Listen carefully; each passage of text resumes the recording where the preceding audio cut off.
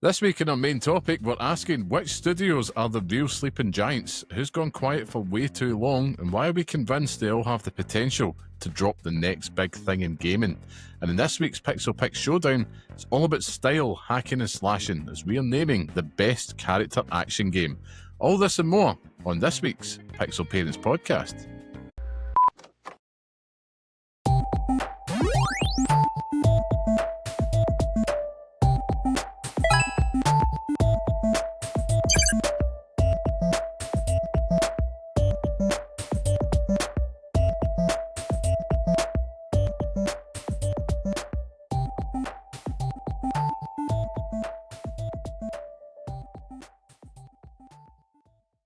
Hello and welcome to the next episode of the Pixel Parents Podcast, the show that discusses all things gaming from the perspective of parents. I am your host, Liam Kirkkelvin, and today I am of course joined by the bearded one, Scott, the tastemaker. Curry, how are we, Scott? All right. I'm all right. Making it through another week, Liam. That's really all that needs to be said about it. We're slowly trudging our way through October. Dangerously close to my birthday. And yeah, we're getting there, man. We're getting there. How are you? Yeah, I'm good, man. I'm off this week, so yeah, I have no reason to be glum at all. It's been a long time coming. Off the October week, just not really doing much. We're at Hameldamy. That's where we've went on holiday. Hameldamy. Right. I love that part. What the hell is Hameldamy? That's like top tier old da patter. Whenever people ask you in work, where are you going? I'm going to Hameldamy.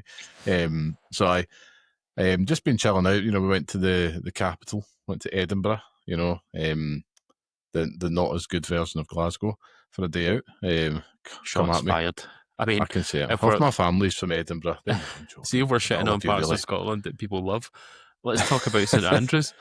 Oh, God. I went to St Andrews over the weekend, and, see, for a place that prides itself on being it's a student town, city, whatever you want to call it. Basically a fucking city. Premises. It's a premises, aye. It's a pain in the arse. What? Like 4 million students just cutting about St Andrews on a daily basis. It's like they're all holding sourdough loaves and eating bananas. Oh man, them and the starters. I think I'm just getting too old. You know what I mean? Like yeah, like there is like a graph somewhere of showing you how, as you feel, the more older you feel, the more younger students appear. Yeah. And I felt like that in Edinburgh. We took the kids to the National Museum, so it's right next to the University of Edinburgh campus, and it was just like, man, they all look so young and I am ancient. But it's the worst one. You need to stop buying avocados and drinking lattes every day. Aye, that's another sign of getting old. Yeah, you start to sprout that pish. It was good though. It did make me kind of regret. I wish I went through to that museum when they had the big gaming exhibition. I think it was last year, but they were just too young for it, man. Would have just been for myself, and I think we did toy with the idea. Mm-hmm. But yeah, I have to say though, like, what's the deal? Like the M8. Like connecting two of Scotland's biggest cities, and see every single coach or lorry driver that's overtaken and slowing the rest of us down. I mean, come on, I'm convinced they're sitting there pissing themselves laughing. You know what I mean? It's like everybody's crawling when it goes uphill on your way to Edinburgh. That's my old man rant for the day, but man, let's cut it out. It's hell. Guys. No, let's not cut it out. It's just, it's the worst. I've always maintained that you should have like megaphones or wee walkie-talkies into other people's cars as they're driving in front of you. Just be like, gonna fucking move, mate. Gonna move, or gonna turn your fucking high beams off. I drove back from St Andrews at 6:30 at night, which at this time of year might as well be bloody 2 a.m. And Liam, when I tell you, if you know how you have those weird ab things, it's like the electric shock things that they just vibrate and your abs get made good. You don't need them. Just make that journey back, because I was shitting bricks the entire time. Like, why do motorways have to be so dark? It's so Yeah, unnecessary. I know what you mean. Like, you do kind of get used to it, but if you haven't driven at night for a long time, it can become It's the worst, man. quite scary. We're getting right off topic though here, might I say. But the weird thing is though, like, I have to say, like, when it comes to games, which we will talk about, right? When it comes to day-night cycles, I think I'm the same. Like, I'm starting to prefer daytime in it over nighttime. I don't know why. Like, I was sitting playing Ghost of Yotei, and I appreciate the day-night cycle. I think it's very, very well balanced. But I'm like, can we just get to the daytime bit because it looks absolutely gorgeous, and kind of having that feeling about here because it's been like Silent Hill Yeah. up here the past few days, and I know it was really bad at the start of the week, but I got up on the Monday and I'm like, Jesus, like, I ain't stepping into that fog. Going to take the dog out. I have played these games. I know if I go in there, I'm going to die. That's what was kind of running through my head. But driving through it as well, man, nightmare, absolute I hate nightmare. it. But there's only one good just for fog, and that, of course, is in Ghost of Yotei's photo mode. But we've got to talk about that in a lot more games this week, Scott. But before we do, I think we should get some housekeeping out the road, shall we? So, of course, for those listening, this is the Pixel Parents Podcast, the weekly podcast by parents who game for those who do the same, where each week we discuss all things gaming whilst raising little ones. Now, every Friday, you can listen and see your old dads talk video games on YouTube, Spotify, and Apple Podcasts. So please subscribe to us on YouTube if you're not there already, so you don't miss our handsome mugs. And if you want to be part of the podcast, come say hello, share your thoughts with us at pixelparents.bsky.social on Blue Sky, or write to us at pixelparentspodcast@gmail.com. And if you want to support the show, join our free Patreon so you don't miss an episode, chat with the community, and get some cool new bonus shows, all for free. That's right, free, not a penny, at patreon.com/pixelparents. If you're not there, leave a 5-star review on your podcast platform. Share this podcast online with your friends. Anything you do, it really does help us out. And of course, a massive thank you to everybody that continues to join us each and every week. So, with all that out the way, Scott, as I mentioned, it's a holiday week. We've had some spare time. What have you been playing this week? I want to delve deep into the archives here, Liam. And not deep, maybe as deep as, a few weeks back when we're talking about all the games that we're going to play in October and how it's so difficult to play them all. And I think the answer we came up with is, do it if you want to, but don't force yourself. And, a wee bit of myself is like, maybe I will force myself to play as many games as humanly possible. Oh, here we But go. also, maybe you could just not do that, Scott. Maybe you could just play one game forever and just never make any progress. Or if you do make progress, you lose it in 5 seconds, And when I tell you, Liam, I have been obsessed, and it's disgusting how much I've played this game recently with baby steps. Unreal. All the games. Genuinely, and I say this without candor, Liam. I'm not doing this as a bit, not doing this as a joke, but this could legitimately be top 3 games for my games this year. Really? That high? It's fucking brilliant. I hate it.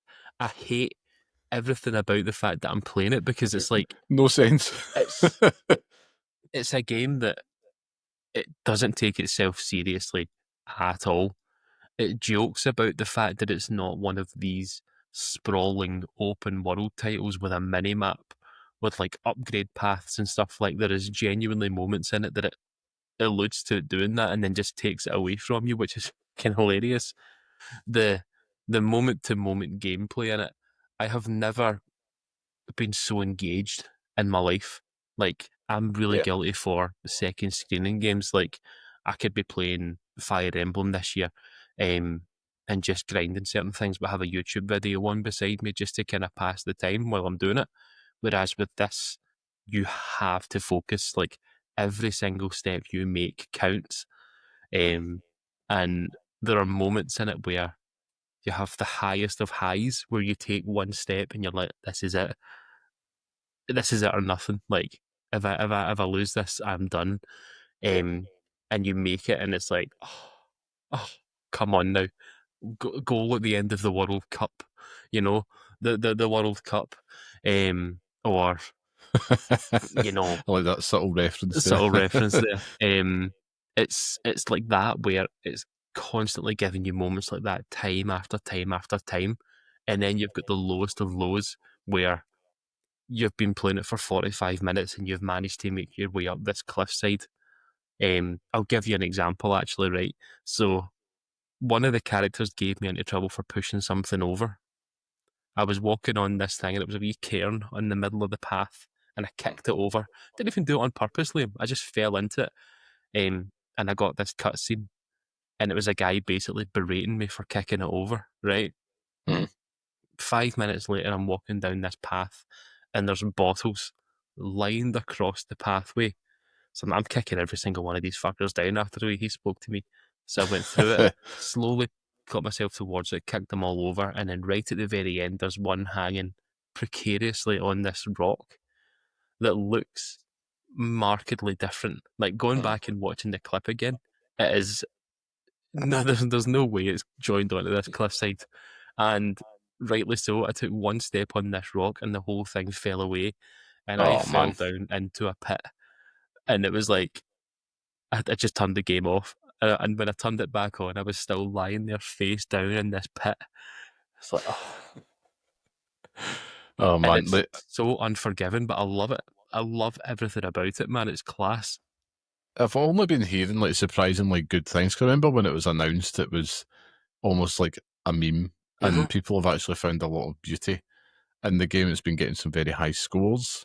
A lot of it's saying like it's a very punishing, more indie Death Stranding in a lot of cases. It's something that you mentioned. Like, was this something at the start of the week that you thought, right? I'm just going to go into baby steps again, or did the odds just come out of nowhere? Then Out of effectively, nowhere, like com- sidelining you. completely out of nowhere. There've been games that I said last week I bought the Outer Wild and I've been playing that, and in my head I'm like I'll play that because it's what 20-minute bursts. I can just I can get a day out of the way and then I can just turn it off. And then on my home screen it's just that face looking back at me. So I just play baby steps, just play it, Yeah, and I do it, and then I lose hours. I lose hours to this game, man. Um, Between that and Hades 2, it's just been one thing, then another thing, then one thing, then another thing. But yeah, baby yeah. steps is legitimately taking over my life. Like I've not even finished the first area in it yet. I've started to make my way through the mountain, and I'm in this forest now. Um, but I've got no idea what happens next, man, and I'm so excited because you're constantly. It's like the kind of the the carrot and the stick where your carrot is the wee cutscene moments that you have with the characters because they're so funny. Like Yeah. your guy is it Nate? Nathan is terrible socially, like the worst social person on earth, and every single thing he says genuinely makes me laugh. Like regardless of what he's doing or how he says it, everything he says is funny. Um, it's totally my sense of humor. So it's just been like that's what's getting me through it. But I've also just got this overwhelming urge just to play it now. So I think Yeah. that'll be me for the long run. To be honest with you, I'll be playing this game for a while, which is cool. Happy days. No, listen, we say it all the time in the show, don't we? Like, if the vibes are there, just go with it. And that's when it's at its peak. I'm glad, though. Sometimes you just need a game like that, something weird and wonderful, just to cleanse the palate a bit. I mean, we've had a 100%. lot of really big games of late. I'm trying to think of the last big one that you should just beat just before that, actually. My mind just gone I totally beat blank. Fire Emblem Oh, Three okay, there Houses you before go. it. There you go. It's like a 70-hour epic or something or more. God knows. I mean, I totally get it. I mean, this is how much is the game? Is it about 15 quid or About something? 15 No. quid or something, yeah. Aye. I mean, listen, is it something you'd recommend to the listeners to go check out? To myself to go check out? That's the thing. So I want to know. I think you need to be the right kind of person. I think, no, in fact, no, yeah, go and play it. Just Mm. play it, and it wins you over somehow. Eh, Okay. That first half hour, 45 minutes, you will not hate anything more. Like you pick up the cup and then you lose the cup, and then you Yeah. pick it up again and you lose it, and then you lose it and it's gone forever. It's like, oh fuck, like it's all ruined now. I can't play this game anymore. But once you hit your stride with it, which is a great analogy, once you hit your stride with it, it's brilliant. Genuinely up there with favourite games for this year, 100%. That's high praise. I might need to go check this out, man. We're reaching that point of the year, so where we can start using these big statements like Game of the Year. And, you know, the closer we're getting to that, and yet we're still getting these high quality games come out just now, it is terrifying. Like, I'm really looking forward to our Game of the Year episode, which will be towards the year end for us, just like last year. But yeah, man, it's going to be interesting. I'm actually looking forward to seeing what comes out. Will baby steps make the cut? I'm excited to see, Scott. I'm excited to see. Before I go on to ask you the next game, right, I'm going to hijack this and tell you a wee bit about one that I've been continued playing, because I know I've been playing something the same quite a lot. So I want to pull it back to that after this. But I just want to give a wee quick update on Ghost of Yotei, as I was talking about last week. Still no score. I was getting this book club type approach. Still playing it, still utterly captivated by the game. I think it's, as I mentioned last week, still that first open world game in a long time where I'm just happy to get lost in it. Made that Red Dead 2 comparison last week. Not quite reaching the heights of it here, but its influence is all over it, man. So that world, it's just continuing to blossom, serving up like endless things to do. It does repeat itself a wee bit, I'm finding, at this stage, but it still feels really organic, you know, in a way that I think a lot of players and a lot of our listeners would appreciate, and yourself. To be fair, I think it's not like the first one in that regard. There's something about it just feels organic, is the word. And whatever they've done here, the way that there's just always something put under your nose, where you're like, oh, I'm just going to get distracted. And I'm not feeling that urge to Golden Path, which, as you know, is a very rare thing for me, because I am the world's worst for it. I'll just Golden Path. I'll eat the main bit first, and then I'll eat the sides. That's what I'll do, because I'm that type of sicko. But can also, though, I need to, I just have to, but I need to point and laugh at all this Ghost of Woke patter, Scott, that I'm seeing, because I have to say, to anybody that is buying into that, they're doing themselves out of a tremendous gaming experience here, you know, because just because you can't handle a female lead, go touch some grass, stop being a BL. The final da's here to draw a line under these kind of grift echoes, like Gamergate was over a decade ago. Grow up, join the fun, Ghost of Yotei. I mean, it ain't it, man. Like, you've got to embrace it. Yeah, Doing and yourself it's a good game. obviously, you know, not affecting a lot of other people because it's PlayStation's biggest launch since Spider-Man 2. So exactly, and you know what I mean? deservedly so, man. Quite right. Deservedly so. I think. Yeah, if it's something I see you mentioned last week, it's probably going to be like a Christmas game potentially for you, or maybe a birthday game. Who knows? I've got so many fucking games now. It's disgusting. I know. It's the ultimate first world problem, but I think this is a perfect game at this time of year. Very autumnal at points as well. But I think if Santa was to bring anybody this for Christmas, you're not going to be disappointed. No final score yet, though, but the quality is still there, man. Something I'm really enjoying. Very, very zen experience for me. And I'm not playing it like the first one. I'm not pure battering through it, which I think has just been such a pleasure, to be honest with you. It's just been something that I'm finding, getting that wee nugget of time, because I'm playing it back here, which is good. That being said, Scott, I'm just going to move on to the next game, which is another one we've talked about, but you mentioned it earlier. And that is, of course, Hades 2, which is taking over both of our lives, I'd imagine. Hades 2 continues to just barge its way in, and the Switch 2, the fact that it's on there, isn't helping this because it's really not. It has every excuse to make sure that I can play it before I go to bed, or if I'm just sitting in the living room, and that's where I've been a lot this week. Hence why Ghost of Yotei is kind of taking a bit of a back seat, despite me still making progress. But I'm still utterly obsessed by this game, man. Like, just being able to, at the end of the night, I can have my cake and eat it. I can sit with my wife. She's watching maths probably just now, and Married at First Sight for the uninitiated. I was going to say watching mathematics. No, imagine that, sitting watching sums. No, she's like, been sitting watching that, so I'll have the Switch 2 out, which is great because you can kind of do that parallel play, as it's known. And yeah, it's been good. Then you find yourself getting sucked into maths as well. You know, you can have your cake and eating it as well, but it's Hades, man. What a game. Like, is that something that you took away with you when you were on your Yes. break? 100%. We went away with my wife and the in-laws just to a house in St Andrews, and they were sitting watching Strictly Come Dancing on Saturday evening, which Brutal. was a 2-hour bonanza. So that was a 2-hour session with Hades for myself, which was Lovely. fantastic. Managed to beat Chronos for the first time then. So good. So it was great, man. Chasing that high ever since. But I'm obsessed, man. Any if I'm not playing baby steps, it's this. Do you know what I mean? And it is this handheld nature of it. The Switch has fully paid for itself in my mind because of this game. Like, it's justified. It's I hate to say this out loud, Liam, but it is a reason to buy a Nintendo Switch 2 to play this. Like, Hold on. That's Nintendo here. It's They're not. near big bags of money for me. No, Like, listen, you've it's given me enough. not. It's not Donkey Kong Bonanza. It's not Super Mario World.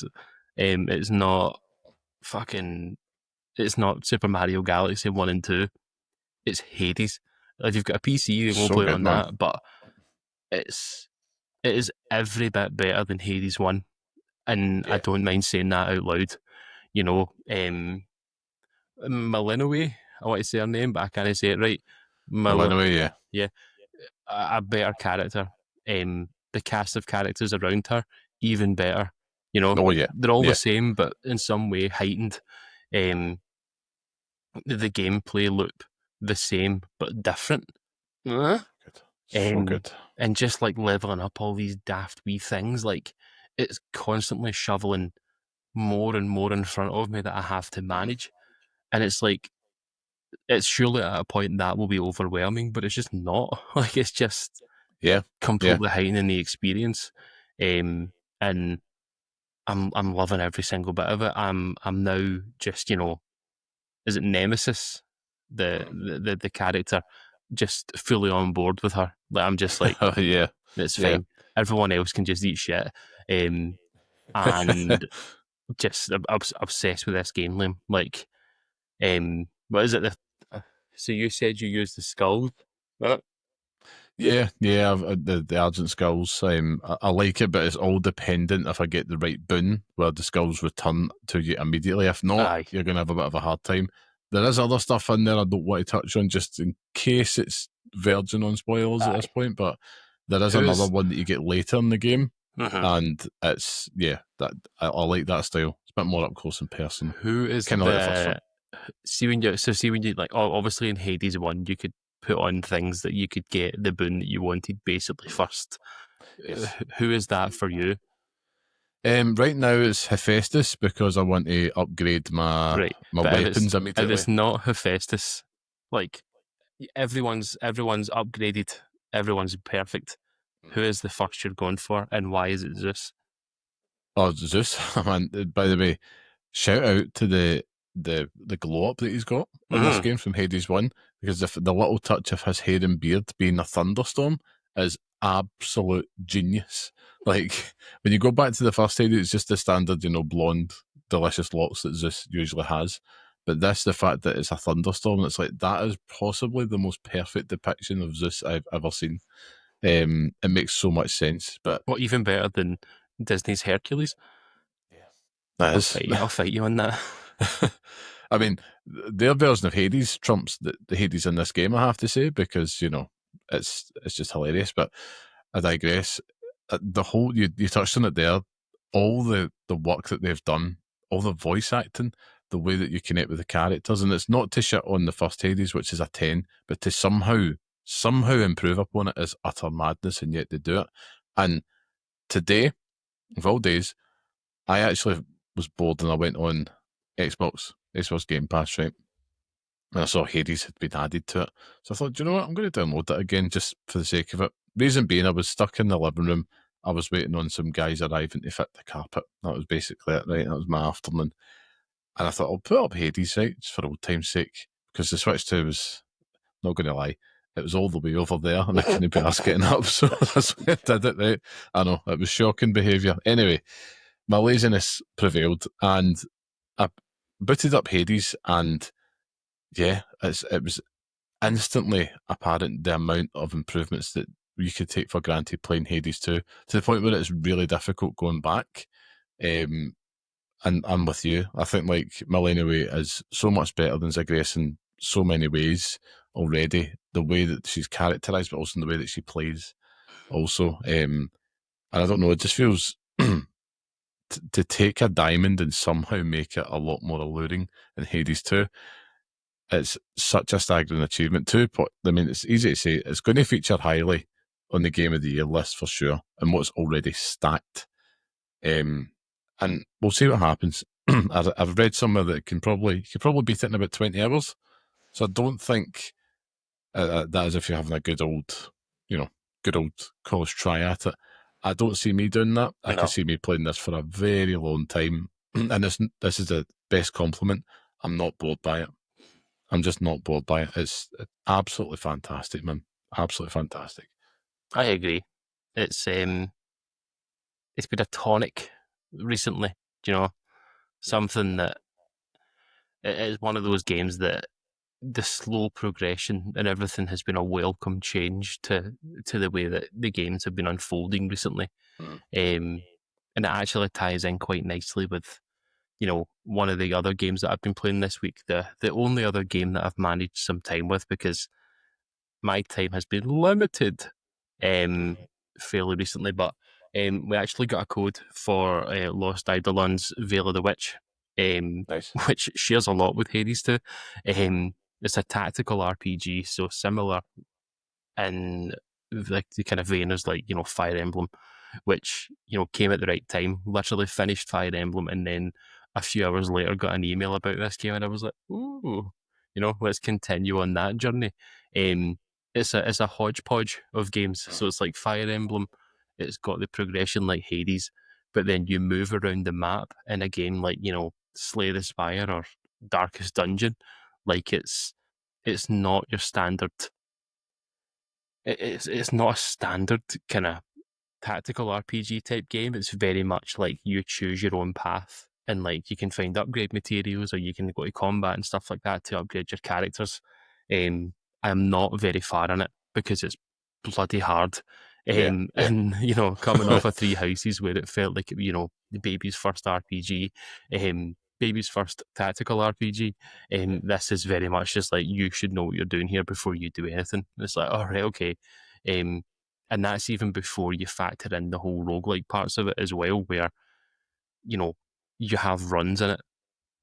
And so you die, you go back to the beginning, and it continues on that. You get your story progression and stuff as well. But um, it's got everything that, I came to love with Three Houses. But I think that this mix of the tactical RPG and the roguelike parts of it are really interesting for the kind of game that it is and what it's going for.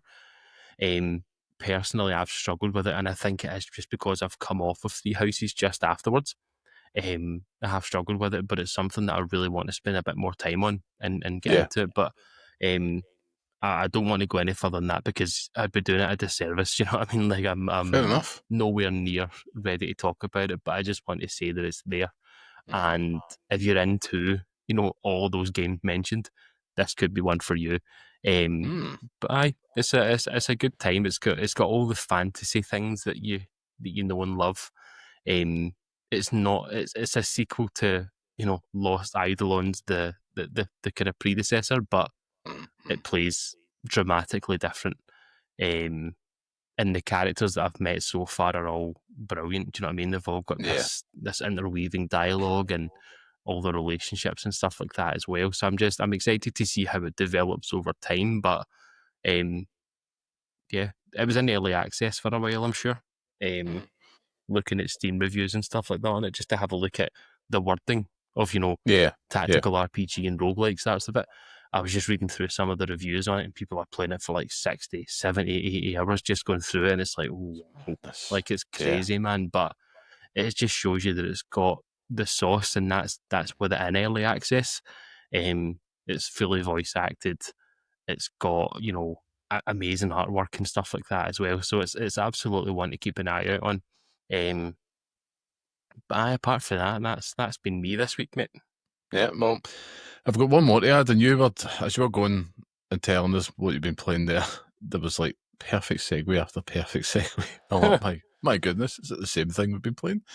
But I also picked up another one this week because this game had some buzz around it after the last episode went out, and I think it's got the sauce. It does. So I picked up Absalom on Switch 2 as well, which is basically a beat 'em up side scroller roguelike effectively. You can also play it in co-op. So if you're a fan of Hades or like Golden Axe or anything in between those two, you're going to love this game. Like, very excited about it. Set in this kind of medieval fantasy inspired world. You're basically, the setup here is you're playing as rebels against the Sun King Asdra's forces, if I've got that right.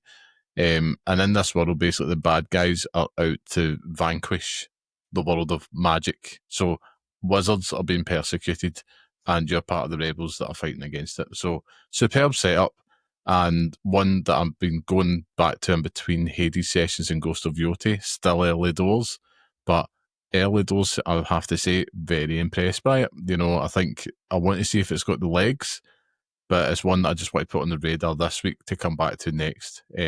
But you talk about good art style, those roguelike elements as well, all that's there, Scott. And I think it's another.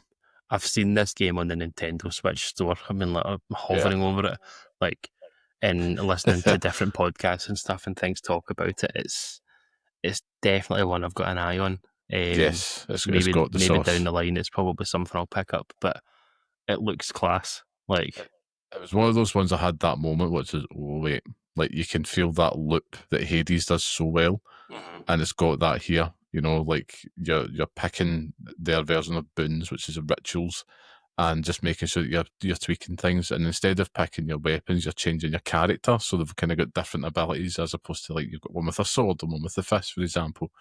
And yeah, fully voice acted as well. It's just, oh man, there's something about this. I'm like, man, this is just. Why is there so many good games to play? it's even that though. Even man. small games are good. Do you know what I mean? Like, Yeah, even those wee titles, roguelike games are a nightmare because they're just endlessly replayable. So they just chew up hours. It's unfair. yeah. And that's the thing. Like we told, the biggest compliment with Hades 2 is that it doesn't get boring. Yeah. Some other roguelites can be great, but they do eventually get boring, and it's that endless replayability that separates the greats. That's what I'm wanting to see. But early doors, as I mentioned, I'm excited. So I'll come back to that. Yeah. And we've got the main topic lined up. Before we do, though, I just want to touch base because this week we've also got another couple of big hitters coming out just to put on the radar for our listeners. So by the time this one comes out, you'll have Keeper, I believe, on the Xbox Game Pass, which is from Double Fine, the one you're playing as a lighthouse. I'm excited for that one, but it looks weird as all hell. Will I have time to play it this weekend? Absolutely not, because I'm all those aforementioned games. And speaking of which, the other big one on the Switch 2 and the Switch is Pokemon Legends ZA, or ZA, how do I put it? Or Z, depending on who you listen to. Z2, yeah, I suppose. Yeah, that's been kind of getting a mixed bag of, anywhere between 7s to 10s and stuff like that. But yeah, that's on there. I know there'll be some listeners out here who there'll be ones who will be very interested in your Pokemon game. So I just wanted to put that on the radar. But for me, it's just not doing enough for me to jump in. And we spoke about this privately, Scott. You're convinced that I'm going to pick this game up, but I'm like, nah, like there's just nothing about this that seems alluring. And Pokemon just needs to do something a wee bit different. Needs to evolve. It does, man. Still in my power. I said that yesterday. I know. Needs Teed to myself evolve. up for it though. It does need to evolve. I've not bought a Pokemon game and seriously played it since Let's Go Pikachu. Oh wow, yeah, you're going back a bit there. Like, I had bought Scarlet to play with the wee one, and we played it for 10 minutes, and she couldn't be arsed anymore. So I just, and I'm not going to play it. I don't give a fuck. So I had no interest in going down that route with it. Changing it to this whole legend system with the, active combat, it seems. I was listening to the kind of funny review on it, and it was Tim that was talking about it being more like Final Fantasy VII Rebirth than he thought it was going to be. Yeah, And it was like yeah, that immediately, ears pricked up, like, ooh. But then I remembered it's Pokemon. Like, he's just talking about the yeah. way the combat works, and it's like, yeah, that's that. I'm not really keen on that. Um, I, I do not know what the change they make to bring me back into it, but I also don't think that it's me they should be aiming for. Like, No, Pokemon is a child's game, like a game it for is. Yeah, children, a TV show for children. Um, Still living in the memories and thoughts of 90s children who watched the cartoon, but let's let's give it back to the kids, man. Like, let's just give it to them. eventually, you'll always come back to the original that made it so great. And I 100% with you. And therein lies the rub. It is for children. As we know, children aren't really famed for their attention spans, right? So when you go from 150 little creatures, like pocket monsters, to what is it now, like 1,000 or something like that? 4,946. You know what It's I mean? just It is. versions of unknown. Yeah, and it's all like there is a lot of trash. There's a literal trash Pokemon and slop in there. So sorry to interrupt you here, but there are literal letters of the alphabet as Pokemon. Like, No, I've got them started. The unknown one. like how did they get away with that? How could you possibly have made an entire alphabet of Pokemon? It's fucking outrageous. Can I also ask you a question? Right, shit. The Pokemon in the very first Pokemon game, you trade for it very early on and you use it to get cut, right? What is the name of that Pokemon? I can't even remember. It's a bird that holds like a stick of celery. Oh, Farfetch'd, but we'll call it Okay. Farfetch'd D. Right. No, Thank you. up. You've answered that question without even realising I was answering Yeah. it, so that's fine. I'm happy to continue. I remember it in the playground, the streets. It was Farfetch'd D, but then as you get older, it's like, oh, Farfetch'd. Right, okay. You're lying to me. Yeah, I'm just there's too many fucking Pokemon, Liam. Too many Pokemon games. Too many Pokemon in those games. Like, I don't care for regions. See, if you're going to have regions, keep it as regions, but keep it the number low. Give us 150 Pokemon in different regions. I don't need 4 million Pokemon with different versions, different ways to get different versions of it, mega evolutions, fucking all sorts. Like, just calm it down, Mr. Pokemon. The way that they'll always try to, apparently in Pokemon Legends, I know, I have to also add, we have not played the game, right? So Yeah, we don't know. We could end up playing it and be totally turned around. But for me, the positives there was the fact that they've blended a lot of these generations together, which is quite good. That's nice to hear. For me, though, I think they need to go back to basics with it. Make that big remake. I think Gold Silver was the perfect balance of that. 252 Pokemon or 251 Pokemon was the sweet spot. I think anything above that, you start to go, right, not that there's bad Pokemon in there, but like, I think keep it small. Even do the original 150, just something like that. Don't do let's go Pikachu. Take it to a different region. What I'm saying is keep the collection doable, because it was a lot to grind at 151 back in the day. And, right now, I don't, you don't even hear that, got to catch them all. It's like, that's, how do you even do that without having like your Pokemon bank and all the rest of it?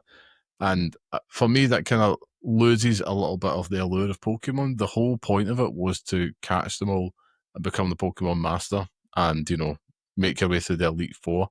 And not saying you can't do that now, but it's just, right, okay, there's so many variants and so many of these kind of Pokemon you don't care about.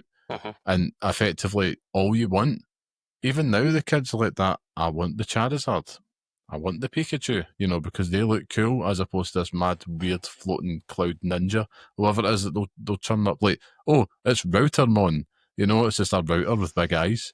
It's like, what's this? He used something daft like broadband speed. And it's like, this is absolute AI garbage, it feels like at times. And that's the other thing that I have to get towards. We should be sitting here going, something like Pokemon Legends ZA, however you call it, I don't really care anymore.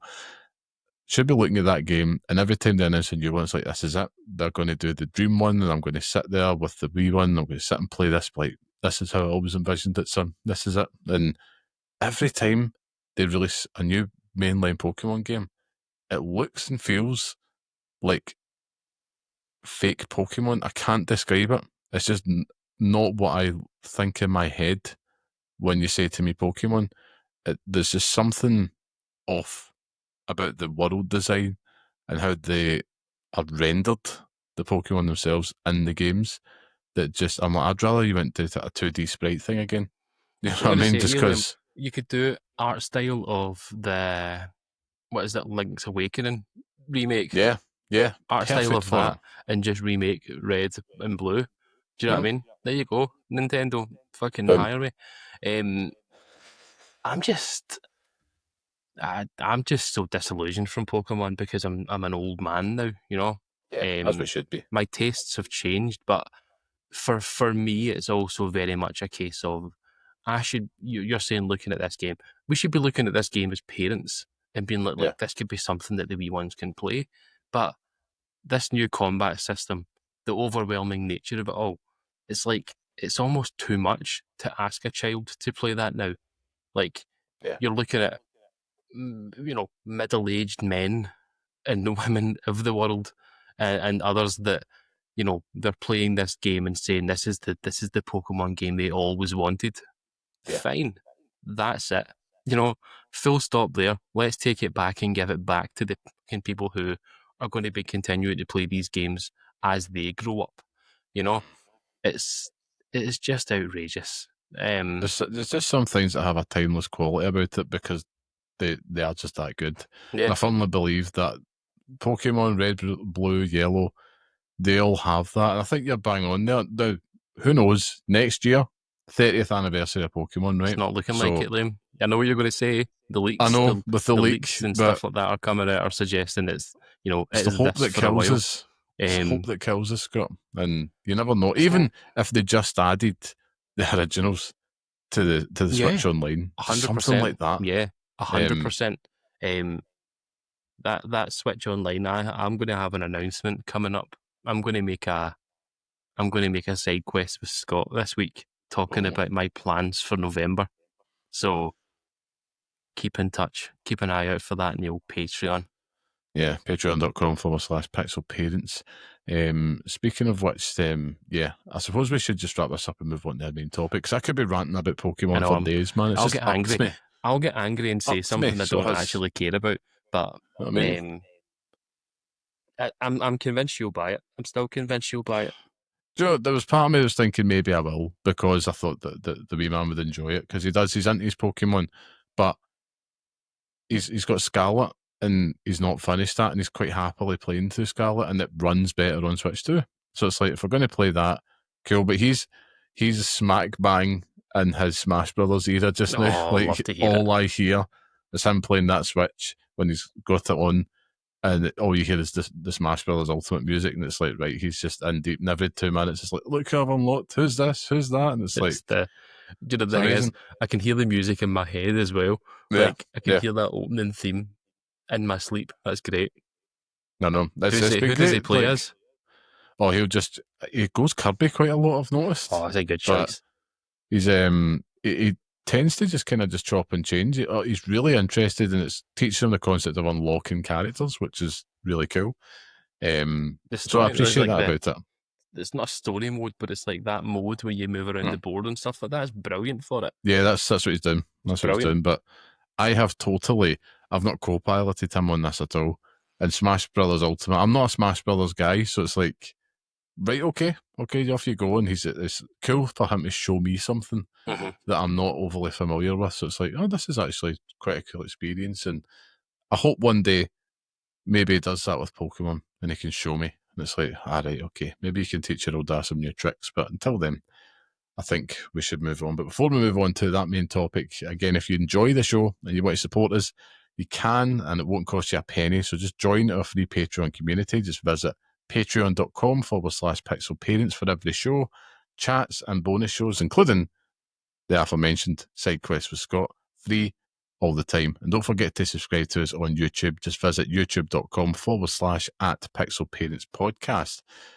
But let's move on to the main topic, Scott. So This one, well, dubbing Sleeping Giants, the devs that we are waiting on. Let them cook, as the saying goes. It's always the best approach with game developers as they take their time to create magic. Magic isn't something you do quickly. And this week, we're just going to have some fun, I thought, and just kind of call out biggest and brightest developers we've not heard from in a while. Some have announced their next project, most haven't. But really want to answer the question, who are the sleeping giants in gaming? Who do you think is going to be dropping the next big thing and why? For example, and I'll kick things off. I'm glad you're starting this. With the easiest one here, Scott, just to kind of get the juices flowing here, but you could say someone like Rockstar Games, right? Grand Theft Auto 6 being the most obvious choice. That's obviously going to be the biggest thing since sliced bread, so I'm not going to linger on that. But that's the type of thing we're talking about here, so I'm going to kick it off properly with Blue Point. Okay, Blue Point Games. I know, and I had to. They were actually just featured in the news this week as well. Yeah. So the remake kings, they were rumoured to be working on a God of War multiplayer project, and it's kind of been cancelled in the big PlayStation pivot. Thank Christ. The Metal Gear Solid remake, the dreams are effectively up in smoke because I think it's very unlikely after the success of Delta. But it's looking, basically, they had a job post going up live this week, and someone, was it? I've got here in my notes here. That's it. We're looking for a senior combat designer, and it's feeling the rumour mill. Someone that has third-person melee action experience. Now, Scott, cards on the table. Is it time? Are we getting a Bloodborne remake? Is this going to break the internet? Or not? I believe, Scott. It's. I think it will be God of War. God of War? I think it will be the original God of War. Which, we don't need it. Who fucking needs that shit? I don't want Blue Point to remake Bloodborne, if I'm being honest with you. I like Demon Souls, but it lost a wee bit of something with the remake. Overpolished? I think so. I also just don't think Sony will do it. I don't see it happening with Bloodborne ever. That ship has sailed for me, to be honest with you. And let me float a theory for you, right? Float it. You're big Sony, right? Mm-hmm. You're Mr. Big Sony. That's you sitting there, Sony Towers, right? And it's like, listen, mate, you have made a pig's ear of this, all this multiplayer nonsense. You need to curry favour fast, scraping about. What can I do to get people on side? Wait a minute. There it is. Let's just remake Bloodborne and kind of almost restart this generation the same way you kind of originally started with the Demon Souls remake. It's like, let's get the hardest of hardcore on board. We know those guys can deliver. They could probably reuse a lot of assets and learnings from it, and it shouldn't take them too long to make that. So the key here is time. The key here is time. So you're talking about a Bloodborne game that potentially won't release until at least 2027. Say, if we could work really hard on this, in a perfect world, which they're now talking about the future of PlayStation and Xbox being announced in 2027. So, fuck yes. I don't see it. It might be a release title for the PlayStation 6, though. That could be what they do. They could just say, we did it with Demon Souls, and you thought it was good. But you know what's even better than that, Liam? Bloodborne remake on the PlayStation 6. And that's how you get me to buy that console. I hate to say it. That's how you do it. It's disgusting. I hate... I mean, this is the thing, right? Nobody's forcing you to buy these things, and we've talked about it ad nauseum, but you still want to. And I hate that in the back of my head. It's like 2 years. There's a big Mark Cherney talking about something else that's going to make you just completely FOMO out on it. And in a week where like the ROG Ally X's came out and it's like, this thing ain't going to be cheap. Like PlayStation 6, especially if it's some type of hybrid thing. But yeah, they announced there's a Bloodborne remake on it. It's like, I'm not even thinking about it. It's like, I'm going to get it. That's it. And that's the power. That's the ace that they have. And Blue Point, we're talking about a sleeping giant there. And that is categorically one that I feel could be happening. But I also feel that there's a lot of credence in what you're saying there with the God of War remake. Like, that's probably the reality against the dream. Because it's like, yeah, let's fart out the God of War remake, and it's like, okay, cool. Fart it out. I love that But, term. You're right, though. It is correct. I found this topic really difficult because it's like, what is a sleeping giant? In my head, it's trying to come up with games that we've either not heard of or not heard of for a while. And I was glad that you wrote that in the notes. But Liam, you took the low hanging fruit to begin with Grand Theft Auto 6. But I'm going to just just to reach. get us going. I'm going Get to us reach going. for the apple just underneath that, Liam, Okay, okay. and take a right grasp with Valve and Half-Life 3. Yeah, that is It's the second most low hanging fruit there. yeah, I think. Well, I don't know. There's been a lot of like rumors heating up about that, and it feels like it could be a Keeley joint. We'll probably find out at the Game Awards. I yeah. think if we don't get it this year, can we put it to bed? You know No, what I mean? never putting it Or to at bed. least for a wee while. Just like, I think you'll get the Steam Deck 2 before you get Half-Life 3. Now, we can clip this, and I'll probably be proven wrong spectacularly when it comes to the Game Awards, in which case, the final that I was wrong. Seinfeld music over it. Ba-doo, ba-doo, doo, ba-doo, doo, ba-doo. That's the clip. That's the clip there. We'll just bookmark that for December, right? But yeah, you're right. It's low hanging fruit, but that is you're talking sleeping giant here. That categorically that is going to be massive. Is it That's something I'm the interested in? Nope. nah. But yeah, it's going to be huge. It's enormous. It's the big elephant in the room that nobody's seen, but everyone thinks is there. But no, I'll take another go at it because that was too easy. For me, it was actually 2K games. Yeah, Bioshock. Not no idea what's going on with that game. We've seen it struggle. We've now seen it's been the leadership's changed. The We're not hearing anything more about how the game's progressing or anything's happening in the future with it. It's like we were making Bioshock 4, but are we still making this game? Is big this question mark. is it still happening?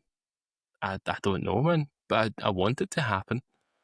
I really do. Like, I, we're both big fans of the Bioshock series, and a lot of gamers are. It was very successful. I think it would do well on its return. But I I think mean, the fact that setting's a big point of it though, because yeah, you're saying it will do well. We all remember about Bioshock Infinite. listen, I'm an Infinite defender. I I love downloaded it Infinite. on my PlayStation recently to play it again. Yeah, it's fantastic. Like I remember the hype going into that game, um, and not being disappointed in some of the music in it, and I was really into like the kind of reality bending story they were telling. There's always a lighthouse, Scott. That's what you got to remember. There's always a lighthouse, but It's always yeah, but yeah, no, Bioshock's a good shout though, and I think that's again I would categorize that as a sleeping giant. I think that's one that if that maybe not a sleeping giant of a developer, but a sleeping giant of a series.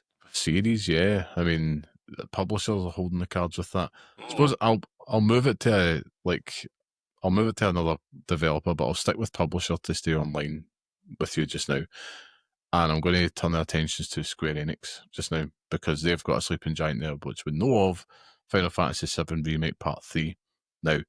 And they've got two. They've also got Kingdom Hearts 4 within that, two aces up their sleeve now. And One for the they've weeps also and got Final Fantasy IX Remake, and they've the... also got everything else. They could just effectively just sit and remake lots of stuff. But the thing is, I want to stick on Final Fantasy VII Remake Part 3 because I actually don't see this being too far away. I really don't see it. And I think that announcement and the fact that it isn't going to be too far away is what will break the internet that day. And in terms of a sleeping giant, I think, honestly, I don't know why. I've just got this funny feeling that sneaks in the kind of last year of this current console generation.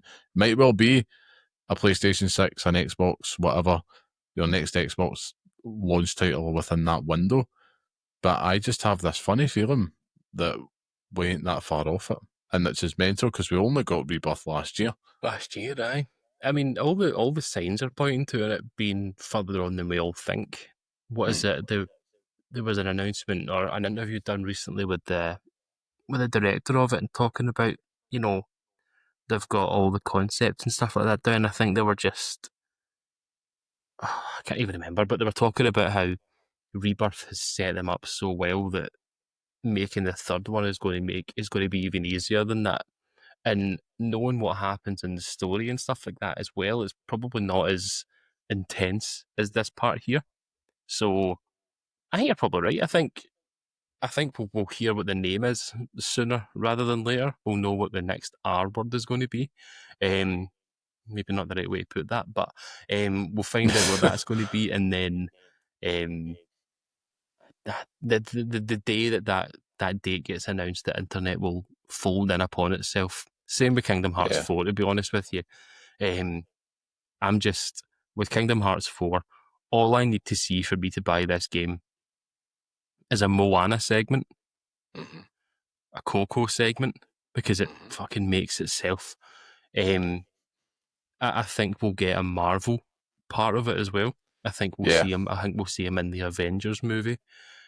Sora will be there, and I think that should be it for Okay, me. but that's huge. That's basically Kingdom Hearts 4 Disney Plus. That's basically what That's they're what it. going for. That's what it should be. Play the hits. Take us Yeah, back and give us something good. I want The Simpsons is now on Disney Plus.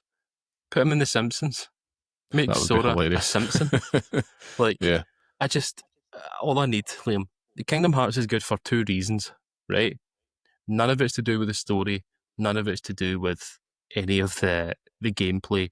It is Goofy and it is Donald. Those two characters are the best parts of those games. yeah. Every single time Donald Duck talks, you're done. Like, You're in bits. you're in bits emotionally and with hilarity. And Goofy is amazing in it. Amazing. Yeah.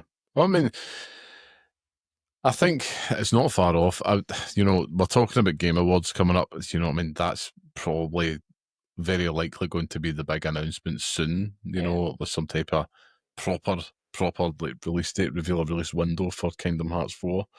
I can see that before I see like the likes of Half-Life 3 for sure. But I'll take another one here and see what I think, because this is one to kind of linger on for a bit. But Halo Studios with the next Halo game, I have to. But big task, big reward, Scott. You know, I think it's the last stand for the Chief. I think, moving to Unreal Engine 5, as we know, it's going to be a good move. But Master Chief has had, you talk about a sleeping giant, right? This is kind of one that springs to mind, like the face of Xbox. And talk about needing a win. You know what I mean? Almost a bit like, if you look at it in the football sense, like picture like your Manchester United or something like that, right? Once they were, top of the town, top of the league, now laughing stock almost. And the way that, we all saw the Halo series, or maybe that's the problem. None of us saw the Halo series. If you see what was in that Halo series, it is absolutely like Jesus Christ. Bad, should I say? It's not actually like Jesus Christ. He is risen. He has risen. But and after, Halo Infinite wasn't bad, right? I really enjoyed Halo Infinite for what it was, and I thought they took a good stab, but it just didn't hit. The multiplayer was really good. We both actually enjoyed that for a bit, but it just didn't have that longevity. It didn't have the legs, and it felt like a little bit too samey. Like the open world idea was good, but when you put it up against something like, and this is unfair comparisons, something like a Elden Ring or even Ghost of Yotei, these worlds aren't, I would say, densely populated, but there's always something fun to do. Whereas like Halo Infinite, it just felt a little bit dead, and that's the worst thing that could happen to any open world. Whereas this next Halo game, I don't imagine it's going to be that. I think it's going to just be your standard levels, your shooting galleries, a good epic story about Master Chief. Can it survive like that though, Liam? In a world where these games are improving on everything, do you know what I mean? Like, can Halo survive in a world in the current video game state? I think it can, but not to the same level as it once did, because it's no longer going to be the mainstream game. You're not going to get like, you wouldn't get the case of people, but you're not going to get like that launch day hype that you saw for Halo 2, Halo 3 ever again, right? It was a time and place. But what you do have is old farts like ourselves, mainly myself, who do remember the good days and want that back. You know, I think they have to lean and chase the nostalgia element a little bit here. I think they have to be smart and understand that that's their audience that they're talking to. They aren't going to get the youngsters in there playing Fortnite. That horse is bolted. You know, they're not going to pull them in. If they are going anywhere, those kids are probably grown up and progressing into your Call of Duties or your Battlefields, for example. But that's where Halo kind of needs to sit as an alternative option. But I think there is more than enough older gamers, millennial gamers out there, I would say, that make up a good chunk of that gaming audience right now. And that's the success that they have to chase. And in terms of a sleeping giant, it's a big bet because you know what will happen.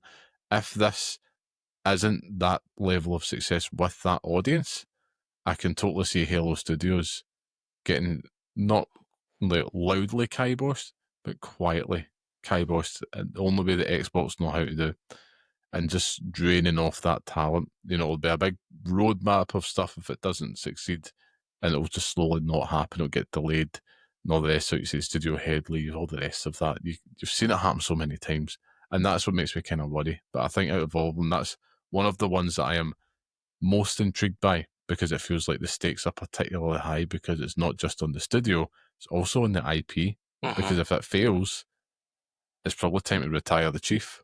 Yeah, I mean, I'm with you on that. To be honest with you, I'm not the Halo man here. I've tried my hardest to play it, and I think it's been boring from the moment it first came out. I play Halo 1 and it's Well, they're so coming for you now, fucking Scott. boring. I'd quite fucking do it then. It's pure shite. I enjoyed Halo Infinite's multiplayer because it was fun for when I played it, but they fucking forgot about that as well. They abandoned it faster than, I would abandon the first Halo game, playing it normally. But um, sticking on sticking on the Xbox train here at the moment because the next game for me is Playground games, with Fable. Yeah. To be honest Yeah. with you, like similar sort of conversation to be had about how important this is for the franchise Fable in the first place. But Playground stepping away from, did they not make like Forza and stuff like that? They did, yeah. Yeah. So it's like stepping away from, a series that has done well for them in the past to then make a game that people really, really, really want, and the Xbox really want to see succeed. We saw a lot of it last year, I want to say. We saw a fair bit of it in terms of, updates on trailers and stuff, and Richard Ayoade is in it, and all the characters have weird faces, but it's like the fact that it's just gone, radio silent, it's like that's a concern. Um, we're all living off scraps of that little moment that Phil Spencer said at the end of the Xbox showcase, saying we'll have updates on Halo and Fable in the new year or some bollocks like that. And it's like, well, yeah, but we also said that about Perfect Dark. We said that about Everwild. Like these were games that were coming out and they had the same level of, you know, the same level of polish that Fable had. So it's almost like this is like not last roll of the dice, but these two games sit a side by side for me in terms of they can't fail. These two cannot fail because Well, they're so important to the Xbox brand. But it's just like with it being a sleeping giant. Like when was the last Fable out? You know what I mean? Was it like Fable Legends or something like that? Like 10 years ago or something? Maybe even longer than that. longer than that. So definition of sleeping giant. Do you know what I mean? Yeah, I mean, Fable. I actually have a lot of faith for Fable. I'd base that on absolutely nothing, but I do. I have faith in it. I think it's going to come. It's going to be impressive. And it's just because they're given that time to cook. I think it's also important to add as well that they need something like this to work. So I don't think they're going to let it fail. And I think it might only be the only upside of a lot of the cancellations. From their perspective, is that they are going to be given some maybe extra time and resource where they probably wouldn't have been afforded that beforehand. But still shite that the layoffs had to happen. But I mean, if you look at that and compare it to, say, a Perfect Dark, Fable was definitely more of a shining light out of the two. Perfect Dark, looking back on it, feels like, vaporware at this point. But I mean, you're right, but there was a clamouring for Perfect Dark, Same with Fable, though. I mean, like, that community's huge. No, 100%, but that's what I'm saying, is that the community was there for Perfect Dark. Yeah, And yeah. I don't know. I think it's just the fact that we've not heard anything about it is, not filled me with any confidence. Give it to January. I expect Xbox to do a big showcase in January, setting out what will be. Listen, we've finished that year very poorly. We know we've put prices up. There's a handheld there that's going to cost you more than a few loaves of bread.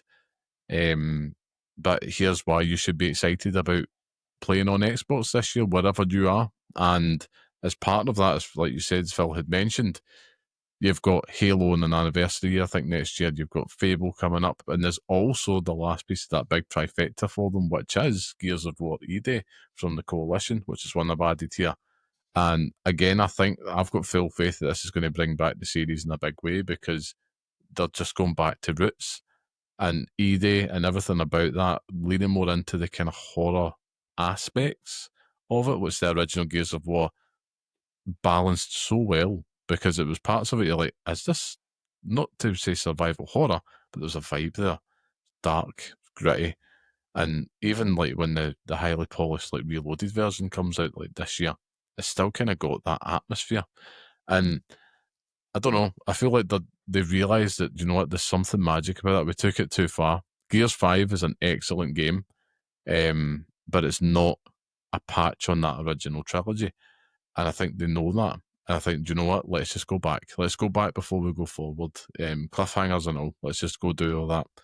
And I've got faith. I really do have faith that I think they're going to come out swinging with it. And I think that in terms of another sleeping giant, Xbox have got like nothing but sleeping giants on their hands, and they need to make it count, because if this is part of that strategy about playing anywhere, they need to have the games if they're going to, softly Segafy themselves.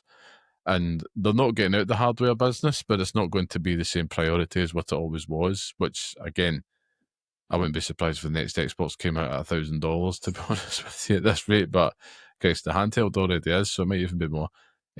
Christ knows what it'll look like over there by the time that's out. But that's a lot on Halo. That's a lot on Xbox, to say. Same thing.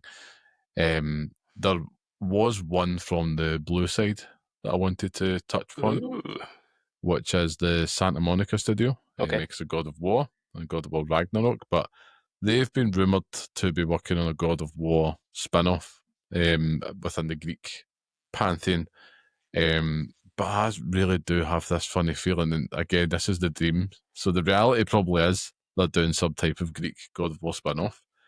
But the dream, Scott, I really wish they'd do a Naughty Dog, and just, I think they've, out of all of the PlayStation studios, they have the potential to create something new, like a Last of Us to their Uncharted, that kind of sister key franchise, key IP to build from absolutely nothing. And this is probably one of the rare picks that I've got here. It's not the game that they're working on, it's the developer as the sleeping giant, which is, I think that they do have the source to do it. And what it is, I have no idea. There's been rumours about some type of big sci-fi project, but then Naughty Dog are doing that with Intergalactic. There's been spy stuff floating about for the longest time. Now, First Light's about to come out. Is that going to come out and kind of fill that gap? I think there's room for more than one. But Santa Monica Studio do quality games. I think they would be wasted to just be the God of War studio. I don't know what you feel on that, but I'm with you. It would be remiss for them just to focus on the God of War, but you could. Do you know what I mean? Like, yeah. It's ripe for the picking, and it doesn't have to just be about Kratos anymore. Do you know what I mean? Yeah. Which is the dagger to the heart that Liam does not want. But 100%, these developers need more to do. Do you know what I mean? Like, give them more. It's not as if they don't have enough time. I think it was the interview that it's like one of the guys at Sucker Punch done recently. He was talking about, them being a one studio game and how the ideas that they have, they might come up with 20 ideas, but if you go with one of those ideas, it's 5 years of your time. Do you know what I mean? It's not, that's a full, college education, he was saying. You know what I mean? Like Yeah, that, you, yeah, you it's true. finish that. So it's like, you have to make these choices count. So as fun as it is for us to sit here and say, Santa Monica, go and make something completely different. Just fucking do it, man. You know what I mean? Don't be a shite bag. Um, you also have to remember that it takes time for these games to come out, and they could have been making an extraction shooter like everyone else, Liam, God, and probably better. and now that ship has gone. So, um, but yeah, just change it up a bit. It'd be cool to see them do something different. I'm with you on that. Yeah, I mean, yeah, a God of War Battle Royale, please no. Please do it. We Please don't need do it. it.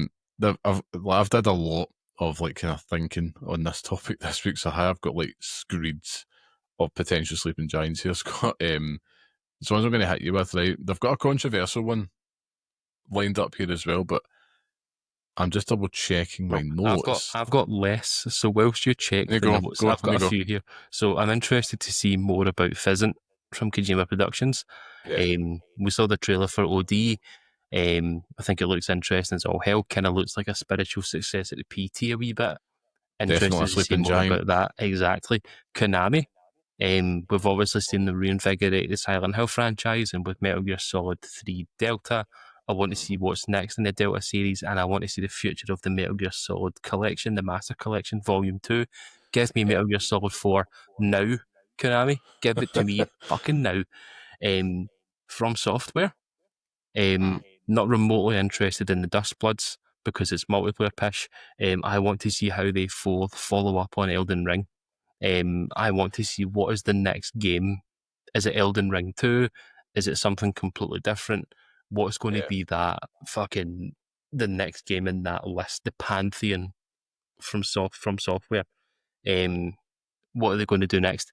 For me, Liam, just make Tenchu. Make Tenchu again. Yeah. Forget everything else. Just make Tenchu.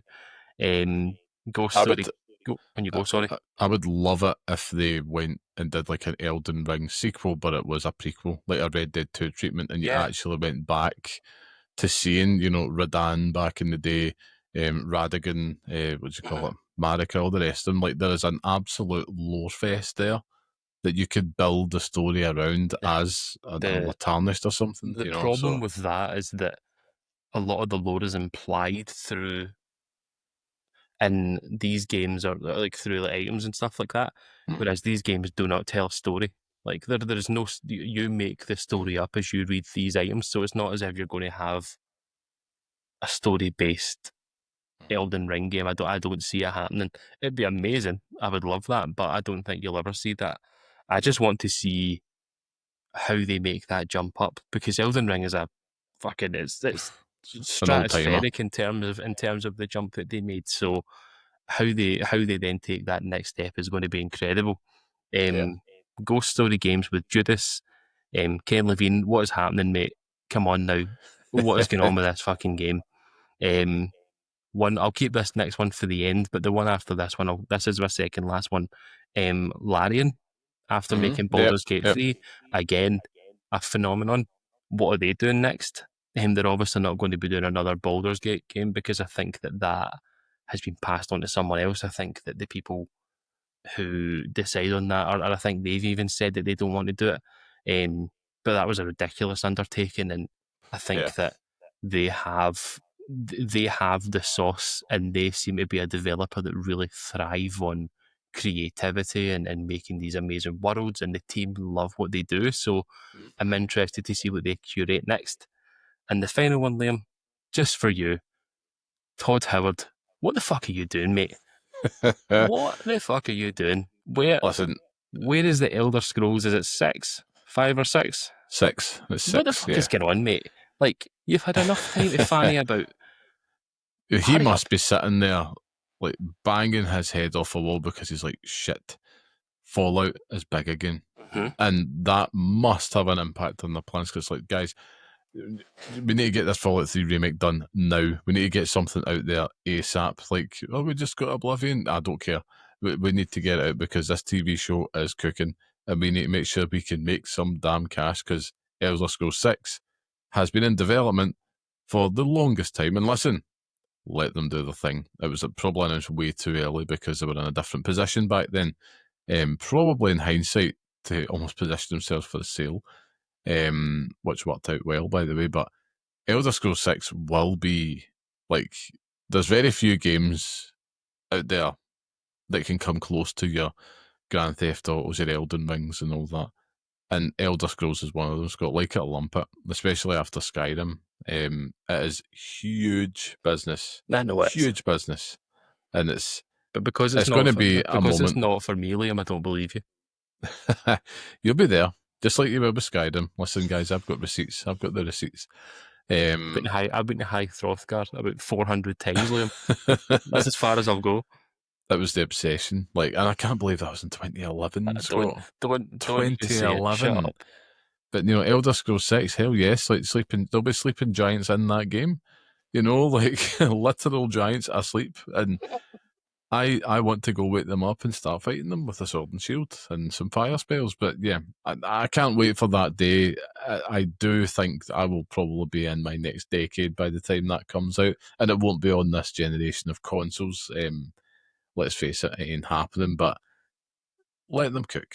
You know, let them cook. And I think you're right, Todd Howard. What you doing, mate? Just let's just drop Starfield. You know, let's just go back to that engine. Really make sure things are singing. I think they know after Starfield they can't just do Elder Scrolls 6 and that, you know, engine again, which I fear may be the case. But the fantasy setting, you get away with a bit more. Admittedly, you know, things can be a little bit more simple and basic, and you know, it suits them a little bit more with that Bethesda jank. But yeah, I've got one here to discuss, which is Bungie with Marathon. Now, got off to a shaky start, lackluster beta, and it had that delay.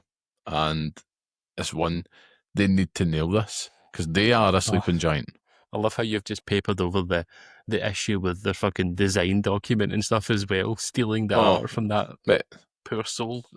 So bad. Like, it's like a who's who of dropping the ball. Yeah.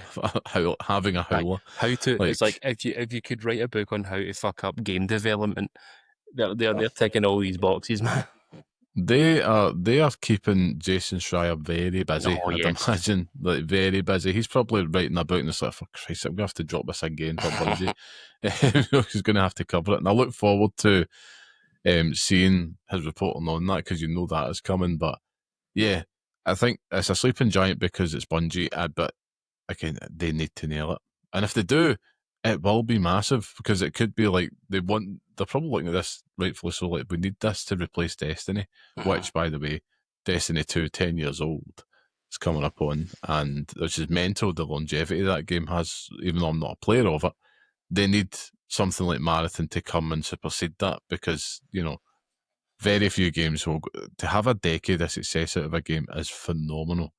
2 decades, pushing it a wee bit, you know what I mean? We're not all World of Warcraft, so we can't all do that. But yeah, that's one there. I've got a controversial one to add on here, Scott, which is Avalanche Software, and it's Hogwarts Legacy 2. And we need to talk about it because, you know, it's controversial due to... I just need to go downstairs for a minute. I need to... I'm not on this show. No, I think, you know, from the balance perspective, you know, it's controversial due to J.K. Rowling, however you want to call it. But over 30 million copies sold. You know, when this sequel lands, it is going to be huge. You know, it's going to be massive business. However, will Warner Brothers fudge it? And will they be able... It's clear that the first Hogwarts Legacy, the big question, and that was at the height of J.K. Rowling's foaming at the mouth and rabid rants at the trans community. And you're thinking, this may actually stop this game from being a success. I am, like, floored, but not surprised at how big a success the game is, because there'll be people out there that have bought a console just to have this game and exist in that world, which was painstakingly and lovingly recreated as this version of Hogwarts and Hogsmeade and all the surrounding areas in the Highlands.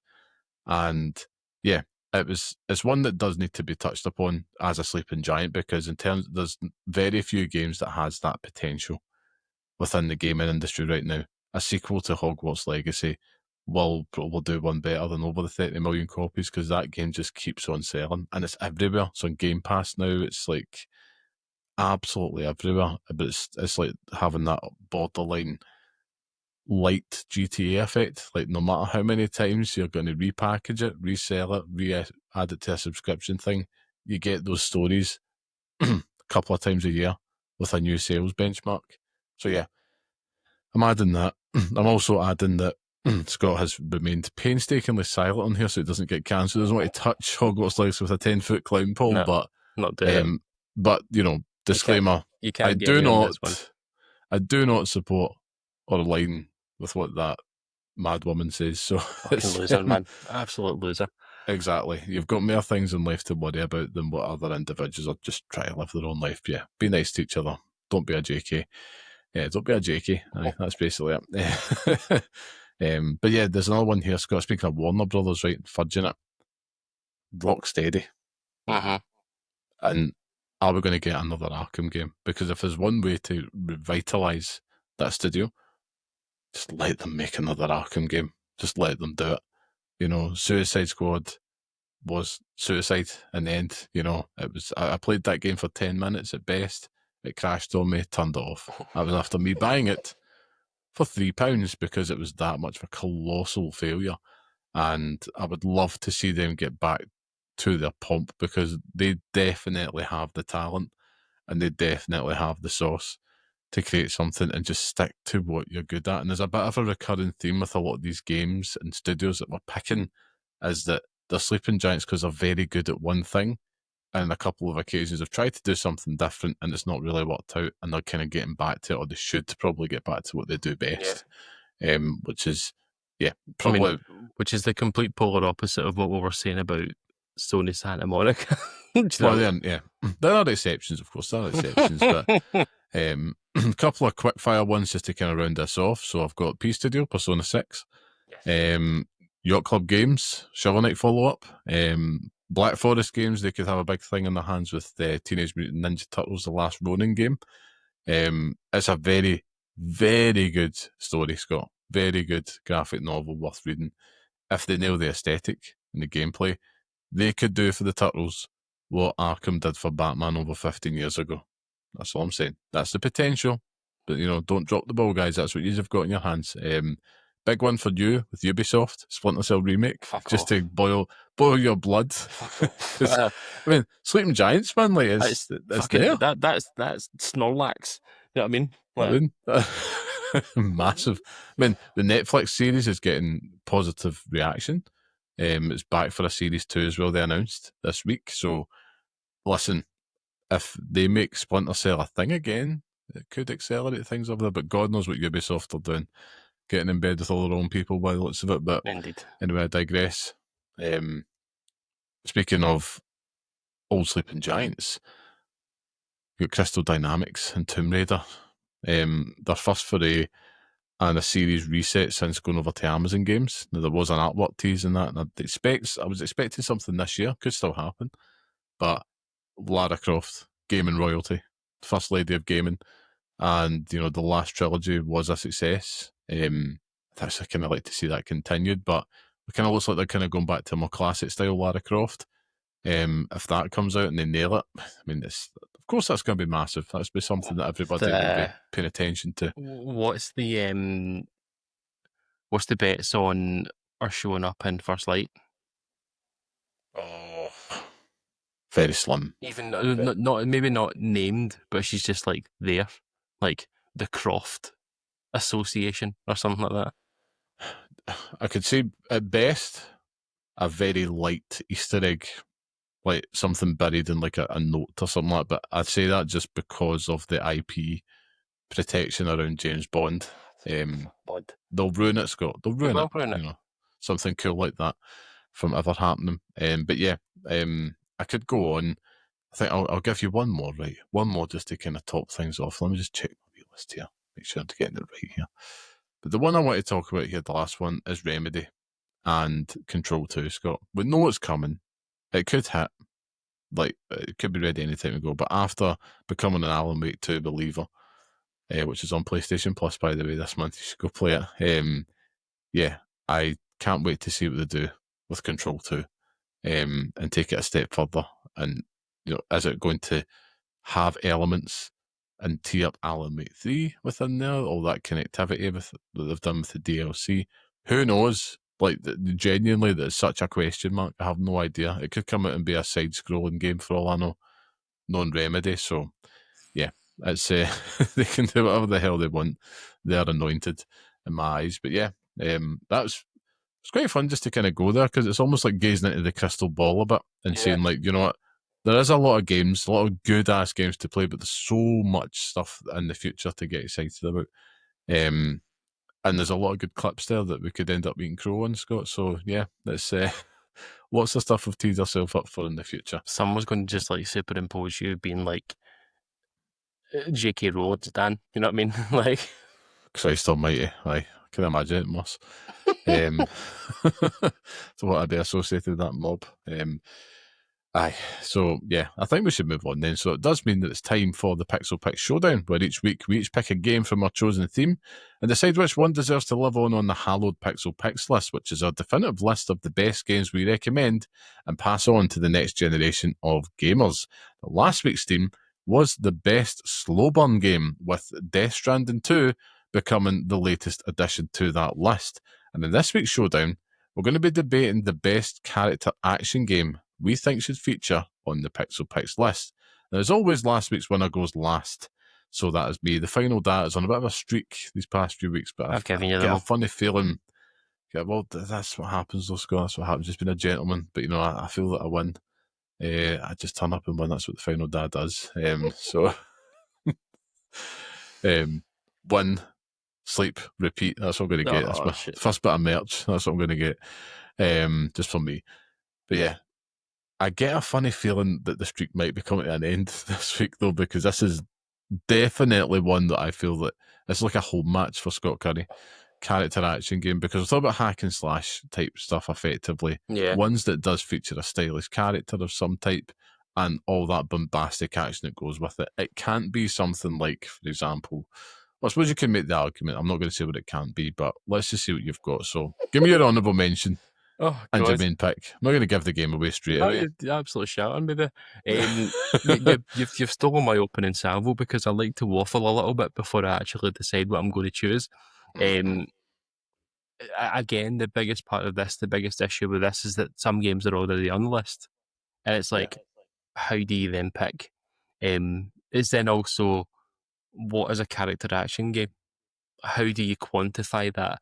There is an entire Reddit community devoted to people who ask if this is a character action game, with Sekiro being a very particular game on there that people cannot agree whether it is or whether it's not. So because it didn't say it for sure, Liam, I haven't chosen Sekiro. Okay. The two games for this week, this is why I don't think I'm going to win this week, because I've actually just went with my heart on both of these choices.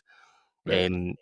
So I'm risking the ire of the internet, Liam. This is my, I've not done this before. So Okay.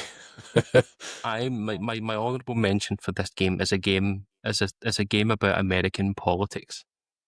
Right, My okay. favourite topic. Oh, A game mate. about Okay. American politics set to a backdrop of metal anthems, with a character who has a robot dog, amazing hair, and a massive fucking sword. Released in 2013 by Platinum Games, I want to talk to you about Metal Gear Solid Rising: Revengeance. Yes, of course. Now, I'm only going to talk to you for about 1 minute about this game, because I have played it once in my life, and it was out of complete rage, because look how they massacred my boy. I am the godfather, you know what I mean? But regardless of, the story, regardless of what they've done to Metal Gear Solid, somehow they managed to make this game work. Like, fuck knows how. It's a phenomenal character action game. The combat is amazing. Parry system, blade mode where you slow down time and cut the absolute living shit out of things is incredible. Boss designs, musics, theme songs, everything. You've got Jetstream Sam with a mad weird face and the long hair, and man, it's an fucking incredible game. But it also doesn't mind the fact that it's stupid. Do you know what I mean? Like, Yeah. it knows it's daft and it plays on that, but it also still retains that DNA that Metal Gear Solid continues. Like codec calls, it has all those. I talk about it being a game about American politics because it continues down that path. But yeah, it's a phenomenal game, and I think it's one of those. If you're playing character action games, this is one on the list that is definitely on there that you have to play before you die. But It's got morbid at the end there. yeah, of course. But the choice for this week, before Raiden was, in his heels, in his high heels, chopping the absolute living shit out of people, and watermelons. There was already someone doing that, Liam, way before that point. Also developed by Platinum Games. I want to talk to you about 2009's Bayonetta, Oh yes. a game Oh I've yes. also played once. Now, I got that game for free after winning a competition on an Xbox chat room and on Discord. And I entered it because I thought that'll be funny to enter, and I won Bayonetta and Vanquish, and I only ever played Bayonetta. Nice. And I I played Vanquish. never It's played good. Vanquish, but I remember playing I keep on wanting to say Viennetta. Viennetta. I've played that many a time. Oh man, I used to love a fucking Viennetta, but it's just it's an incredible experience. It's almost religious, and I mean, kind of quite literally religious, but it's almost just like a divine experience that when you're playing this game, it's throwing things at you left, right, and centre. Every single weapon and input chains into a different thing. So you're punching, kicking, dodging, using guns. You're cancelling things in midair. You're dodging, slowing down time. It's just phenomenal. Like Todd Howard says, it just works. And it also adds in that whole the thing with Devil May Cry where you would get like a ranking system as you were playing it. So it's like, oh, I was shite in that fight. I need to do better in the next one, and it's constantly pushing you on, and that's the whole character action part of it. The music in it is incredible. It's it's almost like a it's almost like a dance video as you're playing it. Like I'm pretty sure at the very beginning, is it "Fly Me to the Moon"? There's like a weird pop version of "Fly Me to the Moon" as you're doing it, and it's like, this is so stupid, but why does it work, Liam? Yeah, Why the it fuck works. does this game fucking work? It's Platinum at their very best. Bayonetta 1, Bayonetta 2 are excellent, but Bayonetta 1 is just, it hits at every single moment. And even at the moment where it's not combat, the good thing about character action games is that the best ones don't leave you too long. You can do certain things, but you're immediately into something else shortly afterwards.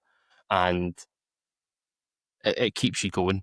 The side cast, the characters and stuff as well, constantly add to the experience as well at the same time. And also, our hair is clothes. Do you know what I mean? Like, I couldn't play it around my wife. I couldn't do it, Liam. Trying to No, explain to her what the hell is going on here. It's just wouldn't be a disgusting. wise But move. it's, as I say, the good thing about character action games is that they can be button mashy if you want it. They can be very deep and technical, and that's what Bayonetta does. If you go onto YouTube, you could watch hours and hours and hours of combo videos of people just absolutely destroying this game. So it's got the combat, its tone. It takes itself very seriously, but also in a weird, campy, humorous way, which is great. Yeah. It's brilliant. It's not ashamed of itself and daft. It's brilliant. It's got excellent pacing, like it's a roller coaster ride from start to finish. And Bayonetta herself, like, you know, it's I'm just An icon. An icon was she born. is an icon, and I think that I've talked myself into a playthrough. So Add stay it to tuned the for that. list. I'll add it to the Why list. not? October isn't busy enough. Yeah. I mean, did you ever play Bayonetta 3? Because that was just a Nintendo exclusive, wasn't it? I watched the video. I watched the gameplay of it, but I wasn't too keen on it. So Yeah. I've got it Fair there, so enough. I'll play it. Fair enough. I'll keep mine short and sweet. My honourable mention this week is Devil May Cry. We've waxed lyrical about this game so many times on it. I felt like it didn't quite make the cut, even though it probably should have, for best character action game for me. I mean, what more is there left to say about it? You want a game with action, it's got it. You want a game with charisma, come on, absolutely oozing it. You want a game with fantastic music as well, let's go for it. Just chuck it in there. Absolutely tremendous game. That probably should never have happened in the first place. No. You know, it's a very, very pleasant accident, I suppose, of a game, I would say. For me, I am chucking the cat amongst the pigeons this week with my pick because it's not one that would come to mind. It's not overly flashy, but you are playing as a character, and there's a lot of action in this game, Scott, and there's a lot of hacking and slashing, and I am picking Sekiro: Shadows Die Twice. Because I thought the best character action game, and it's like that one really does do it because it's a nice tight experience. It's not like the other FromSoft games in that way that, you know, it's very open ended. You're not building your character per se. You get like the odd little abilities that will help you along the way. For your arm, for example, you can obviously do other things like get your health up, etc. That does have the DNA of the FromSoft games in there, but it stands on its own as a character action game. I do believe that. Like, it's definitely something that's a little bit different. But yeah, I am going to leave this in your hands as a gentleman. If you do, you can use the coin. You can Use be the in charge coin? of the coin. The fates. Okay. Well, I have to pick heads. That's, I'm going to Google, you know, is Sekiro a character action game? I think it is.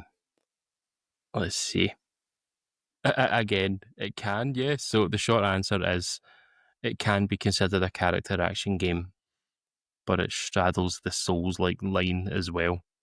It does, so, yeah. You are correct. My lawyers are ready. Right, You know, let's they'll go. fight Coin this. toss. Fight I'll do it go. on my laptop because I'm here. Coin toss. We'll go Online. heads. Right, so your heads. It's flipping I've not now. had any luck with the coin of late. Oh no, it's not flipping. Right, let's see. Flipping outrageous. That's what it is. Tails, mate. Tails. Well, there we go. Do you know what? You usually go tails. No, I always pick heads. Nah, you're lying. In fact, I'm lying actually. I always pick tails. Damn it. Hoisted, Scott. Hoisted. Ah, man. I should have known. Well, you know, Bayonetta. Fair enough. I think it's a better choice, to be honest with you, Liam. I think if we die and someone finds this list on our body, someone exhumes our corpses and finds this list, they would go, they knew character action games. They knew that. Do you know and this is coming as one of the fucking biggest Sekiro fans of all time. Do you know what I mean? Yeah, absolutely. Absolutely. But so, you know, that's how you know it's sincere. I mean, I'm looking just a quick scroll through this list, man. It is absolutely gargantuan. But the latest edition, congratulations to Bayonetta. You're the latest addition to the Pixel Picks list as the best character action game. We're getting close. You know, there's 78 entries on that now. We're nearing episode 100, which is great. We've got plans up our sleeve for that also. And we've also got some cool things. It's the best time of year, particularly for just any type of like gaming content. You know, we're starting to enter spooky season. We've got Christmas, we've got award season, everything. And of course, both Scott and I will be at the front and centre. You know, that's what everybody wants to hear. They want to hear what is the Pixel Parents Game of the Year and stuff like that as well. But we've got a few extra surprises up our sleeves as well. But just have to stay tuned for that. And that brings us, of course, to the end of this week's podcast. So thank you once again for joining us, and remember to support small independent games media out there. So if you like what you hear and you enjoy the podcast, please share on social media, tell your friends about us, or leave us a wee 5-star review. It all helps us out and makes a massive difference. And also don't forget to join our free Patreon community at patreon.com/pixelparents to support the show. It's free, You'll get more stuff. Best deal in gaming. You won't regret it. Test time, Scott. Where can people find you online if they want to talk to you about baby steps and other things? I'm on Blue Sky. Lacking a little bit of enthusiasm for it of late, but Blue Sky at wamaman.bsky.social. Come and say hello. Ignite his fires. And also, wish this man a happy birthday as well. It's his birthday this weekend, so this goes live on the Friday. Just make sure he has a lovely birthday weekend. Do us as a wee favour, listener. Just go on Blue Sky and wish we happy birthday. I'm going to a wedding on my birthday. Oh, Jesus, you pulled the short straw there, didn't you? Although, you could just be at the bar just all day going, it's my birthday today, it's all right, I'll get you a pint. 34 years old today. Just right next to the bride. It's no your day, it's mine. Getting pure pissed. That's exactly what you should do. But listen, go wish him a happy birthday. I know I will be as well. Join me in that. And if you want to follow me online, you can, of course, at Blue Sky at carmelite.bsky.social. Of course, a massive thank you to our producer and music man, the talented, handsome, and very wonderful Mr. Sean Murray. Go show him all that sweet nasty love. Check out his work on Instagram at Bare Hands Designs and barehandsdesigns.com. And yes, all those plans we're talking about, we might be seeing Sean join us again. Just watch this space. And you can listen to the next episode on all major podcast platforms and follow us on Blue Sky at pixelparents.bsky.social. And of course, write to us at pixelparentspodcast@gmail.com. But until next time, stay safe, stay sane, and thanks for listening. Play Alan Wake 2 on PlayStation Plus. Go and fucking do it now. Yeah, do it. Play Alan Wake 2.